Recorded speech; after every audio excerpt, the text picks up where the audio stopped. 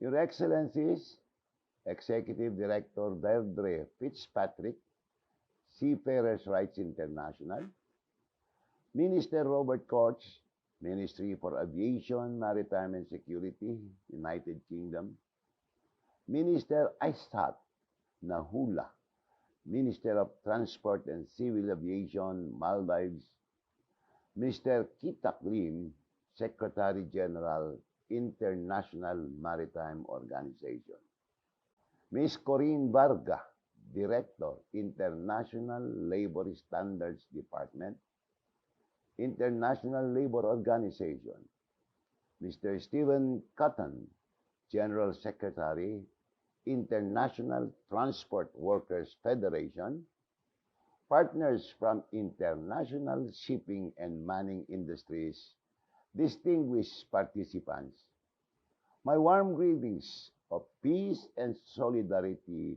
to all of you in this period of great challenges.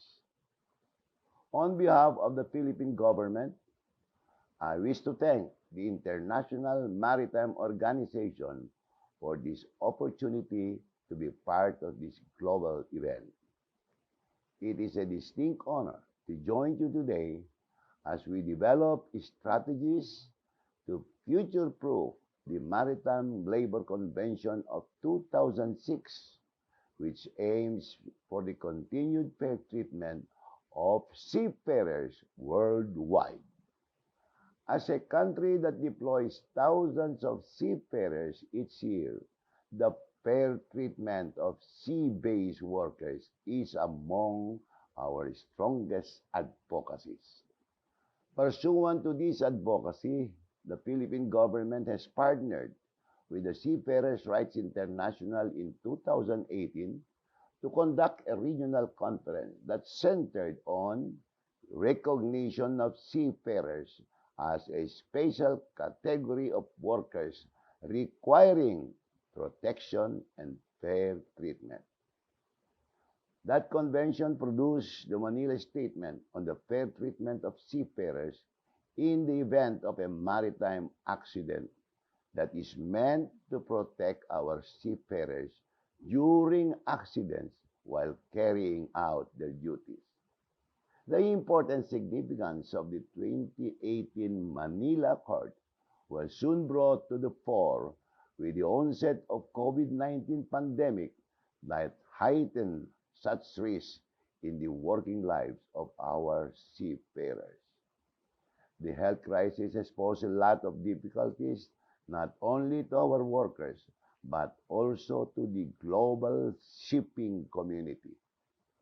Due to pandemic-related restrictions, ship operators worldwide face difficulties in conducting ship crew changes, largely affecting the efficient movement of global trade.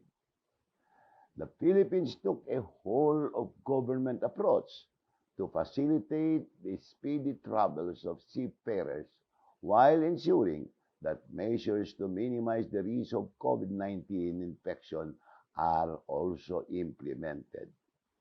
In collaboration with our pertinent agencies in immigration, in foreign affairs, quarantine, health, port, and transportation, we crafted and set into force the guidelines for the establishment of the Philippine Green Lane to facilitate the speedy and safe travel of seafarers, including their safe and swift disembarkation and crew change during the COVID-19 pandemic. And interim guidelines for the facilitated deployment and repatriation of Filipino seafarers during the national state of emergency brought about by COVID-19 pandemic was also instituted through Philippine Overseas Employment Administration Memorandum Circular number 28, series of 2020. We fully recognize our seafarers as essential workers who play a very vital role in the economy.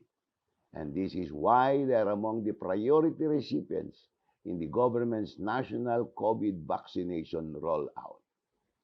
Such policy direction of our government is also pursuant to the call of International Labour Organization, ILO, to consider seafarers as key workers who should receive their vaccines at the earliest opportunity. These appeals are reflected in two resolutions adopted by the Special Tripartite Meeting of the Maritime Labour Convention of 2006, which we in the Department of Labor and Employment virtually participated in earlier this year. At the legislative level, we are pushing for a measure in Congress that would recognize seafarers as key workers in times of pandemic or in times of state of public health emergency. The pending legislation would exempt them from movement or travel restrictions, particularly when securing important travel and work documents. In order to protect our seafarers from the perils of the sea, we firmly believe that crews must change regularly. Seafarers in need of medical attention must also be allowed to disembark for humanitarian consideration. The loss of or damage to seafarers' effects by marine peril has also been covered when we developed the Philippine Standard Terms and Conditions governing the overseas employment of Filipino seafarers on board ocean-going ships.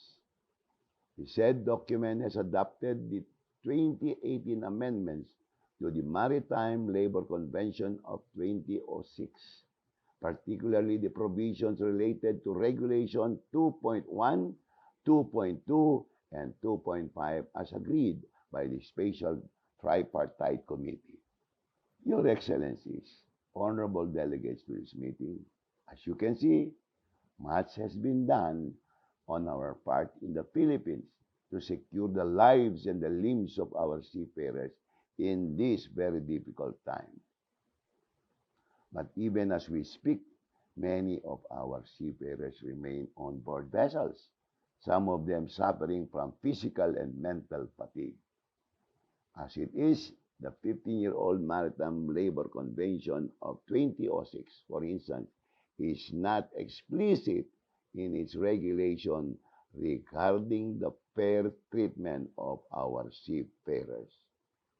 Regulation 5.1.6 also encourages the member state to cooperate to facilitate the investigation of serious marine casualties. We need to act to correct such ambiguities in the code. We therefore strongly recommend the amendment of the Maritime Labour Convention to recognize the seafarer as key workers. The pandemic surely affected the global work landscape, including maritime labor. Hence, we must chart strategic and appropriate methods to continuously protect our seafarers in dealing with fresh opportunities as the world faces a new normal. The Philippines assures the body of our unwavering commitment to supporting the international seafaring and shipping community through the supply of highly sought, globally competitive, skilled, and very reliable seafarers. I am confident that despite the challenges that we are facing, we can build strong partnerships and multi-stakeholder cooperation to bring about meaningful change in the life and career of our dear seafarers. Thank you so much, Your Excellencies, for your time, and I wish all of you a productive and a meaningful meeting.